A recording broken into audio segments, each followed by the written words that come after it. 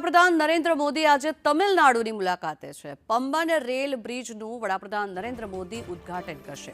ભારતનો પ્રથમ vertical lift C bridge છે પમ્બન રેલ બ્રિજ। વડાપ્રધાન નરેન્દ્ર મોદીએ 2019માં આ પુલનો શિલાન્યાસ કર્યો હતો। ત્યારે રામેશ્વરમ અને ચેન્નઈ ટ્રેનને લીલી ઝંડી પણ આપવામાં આવશે। ત્યારે તટ રક્ષક જહાજને પણ વડાપ્રધાન નરેન્દ્ર મોદી લીલી ઝંડી આપશે।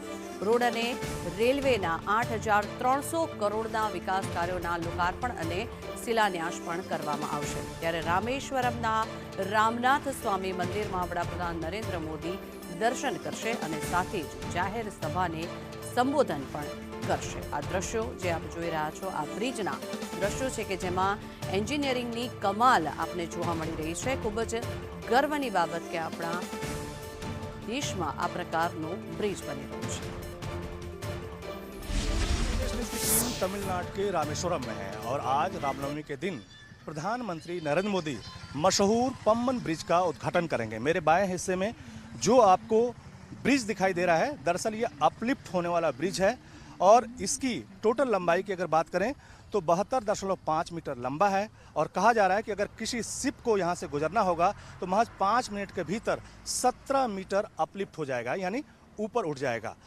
प्रधानमंत्री नरेंद्र मोदी ने 2019 में इस पम्बन ब्रिज के लिए 550 करोड़ रुपया मंजूर किया था, जो 2025 में अब पूरी तरह से तैयार है। और इसको बनाने की आवश्यकता की अगर बात करें तो सामने आपको एक पुराना जो रेलवे ट्रैक दिखाई दे रहा है, दरअसल ये अंग्रेजों के समय का बना हुआ है। 1914 में इसको बनाया गया था और ये एक तरह से 2022 में ही चलन से बाहर हो गया। जब भी यहाँ से किसी शिप को गुजरना होता था तो पुराने रेलवे ट्रैक पे जो आपको ये छोटा सा ब्रिज दिखाई दे रहा है, दरअसल ये खड़ा हो जाता था और कोई शिप गुजर जाता था। लेकिन 2022 में इस पुराने ट्रैक को बंद कर दिया गया और उसकी जगह वो नया ट्रैक बनाया गया है, जो कि करीब 2.02 किलोमीटर लंबा है और करीब 99 पाइल्स यानी स्टैंड पे ये खड़ा है।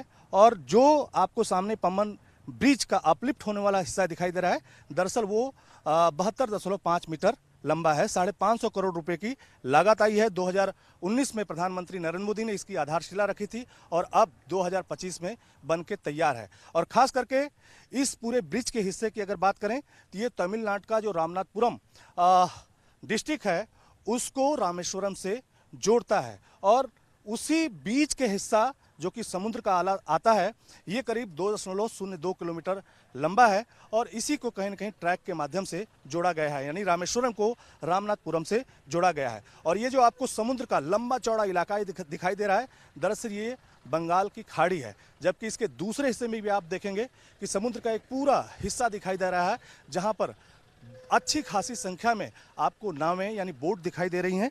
और दूसरे हिस्से में एक तरह से हिंद महासागर है, यानी कन्याकुमारी से अगर इस हिस्से में आप आते हैं तो ये बंगाल की खाड़ी का इलाका पड़ जाता है। खास करके इसके पूरे तकनीक की अगर बात करें तो इस तरह की तकनीक दुनिया में महज 5-6 देशों के पास है, जिसमें अमेरिका है, फ्रांस है, जर्मनी है, ब्रिटेन है और रूस है। उसके बाद भारत भी एक महत्वपूर्ण देश हो गया है जो तकनीक के मामले में इस तरह का ब्रिज बनाने में कामयाब हुआ है। तो कहीं न कहीं अंग्रेजों के समय का बना हुआ जो ट्रैक था उसको हटा करके अब नया ट्रैक बनाया गया है और उसकी जगह ये अपलिफ्ट होने वाला पम्बन ब्रिज है। और एक और खासियत अगर बताऊं कि समुद्र से करीब 3 मीटर की ऊंचाई पर ये पुराना ट्रैक था और उससे भी 3 मीटर की ऊंचाई पे ये नया ट्रैक बनाया गया है। और ये पुल का जो पूरा परिचालन है, जो पम्बन ब्रिज जो अपलिफ्ट होने वाला है, उसका परिचालन जो है, सामने आपको जो एक घर दिखाई दे रहा है जो कि कई सारे पिलर पे है, दरअसल यहीं से पम्बन पुल का पूरा नियंत्रण होता है। तो आज प्रधानमंत्री नरेंद्र मोदी इस मशहूर पम्बन ब्रिज का जो उद्घाटन करेंगे और साथ ही साथ देश को एक नई सौगात देंगे। कैमरामैन रोहित त्रिपाठी के साथ मैं अजय यादव, संदेश न्यूज।